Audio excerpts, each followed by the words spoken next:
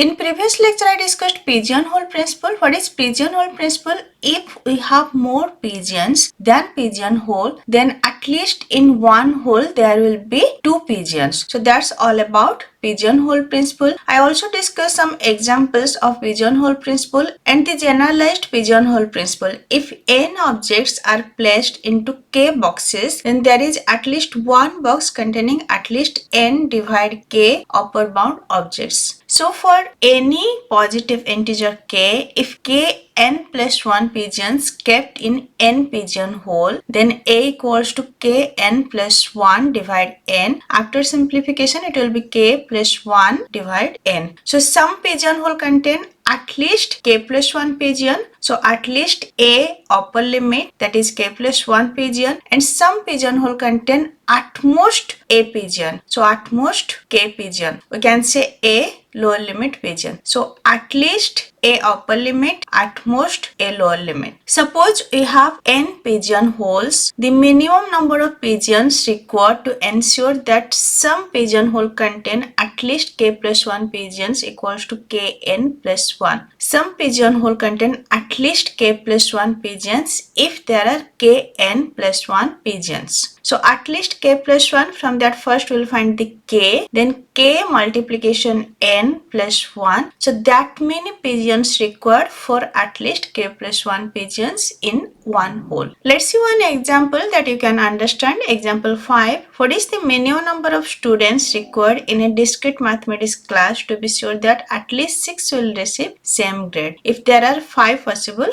grades? So at least 6 will receive the same grade. Means k plus 1 equals to 6. What is k? K value equals to 5. Then how many minimum students require? K multiplied n plus 1, that is 5 multiplied 5 plus 1, it's 26. If there are minimum 26 students, then at least 6 students can be in one grade. If there are 25 students, there is a possible that every grade have 5 students. If there will be plus 1 like 26 students, then at least one grade have 6 students. So here answer will be 26. Next, I will discuss some card example. Before card example, first know what is playing cards. So there are total 52 cards, 13 kinds of each. There are 4 suits. Each suits have 13 cards. So 4 suits are hearts, diamonds, spades and club. Next example 6. How many cards must be selected from a standard deck of 52 cards to guarantee that at least 3 cards of the same suit are chosen? Total there are 52 cards. How many cards select that at least 3 cards of same suit are chosen? So at least 3 cards means k plus 1 equals to 3. What is k? K value equals to 2. And how many suits are there? There are 4 suits. So n equals to 4. N multiplied k plus 1. 4 multiplied 2 plus 1. It's 9. We have 4 suits: heart, diamond, spades and club. From each we can choose 2. Then from 1 we can choose plus 1. Suppose from diamond plus 1. If at least 9 cards will choose, then there must be 3 cards from the same suit. So here answer will be 9. Next B. How many cards must be selected to guarantee that at least 3 hearts are selected? So there are total 4 suits: heart, diamond, spades and club. So minimum how many cards will select that at least 3 cards of heart will be selected? So there is a possibility that we'll choose all 13 from diamond, from spades, from club. So 13, 13, 13. There may be 39 cards from diamond, spades and club. Then from heart we can choose 3. So 39 plus 3, it's 42. So at least 42 cards we need to select for guarantee that 3 hearts are selected. Next example 7. A box contains 6 red ball, 9 green ball, 12 blue ball, 15 yellow ball and 20 white ball. What is the minimum number of balls we must choose randomly from the box to ensure that we get at least 5 balls of same color? Let this is B1 and it contains 6 red ball. Box 2, it contains 9 green ball. Then box 3, it contains 12 blue ball. Box 4, it contains 15 yellow ball and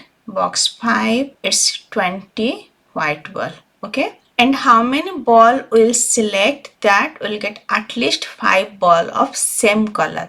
k plus 1 equals to 5, k equals to 4, and how many type of boxes are there? There are 5. So 4 multiplied 5 plus 1, it's 21. So minimum 21 ball we should select that will get at least 5 balls of same color. Next, example 8, that is the extension of example 7. What is the minimum number of balls we must choose randomly from box to ensure that we get at least 10 ball of same color. So first box contains 6 red ball. Second box contains 9 green ball which are less than 10. So we need to choose all ball from first and second boxes. So 6 plus 9. Then from third boxes there are 12 ball. From 12 we can choose 9. Then from next box from 15 we can choose 9. Then from next box from 20 we can choose 9. So 9, 9, 9 plus 1. So minimum that many ball we should choose for at least 10 ball